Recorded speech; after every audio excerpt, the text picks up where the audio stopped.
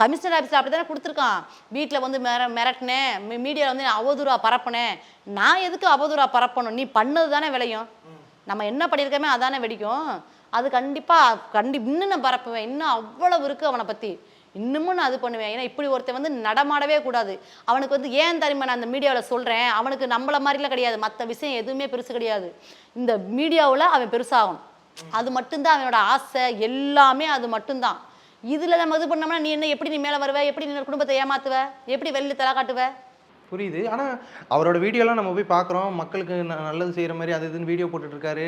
அவருக்குன்னு ஏதோ ஃபேன்ஸ்லாம் இருக்காங்க, ஃபாலோவர்ஸ் அத்தனை பேர் இருக்காங்க. அதனால தான் தங்கம் எனக்கு காண்டானதே.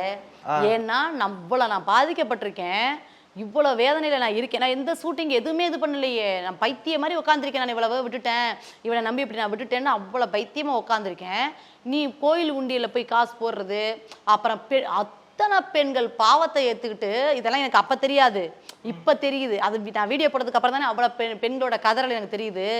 அவ்வளோ பேர் பாவத்தை ஏற்றுக்கிட்டு நீ பெண்களுக்கு உதவி பண்ணுறேன்னு வீடியோ போடுற. நீலாம் நல்லாவே இருக்க மாட்டாங்க அப்படி ஜென்மங்கள்லாம். கர்ணன் பட்டு சென்டர். உங்கள் பழைய புடவைகள் நல்ல விலைக்கு வாங்கப்படும்.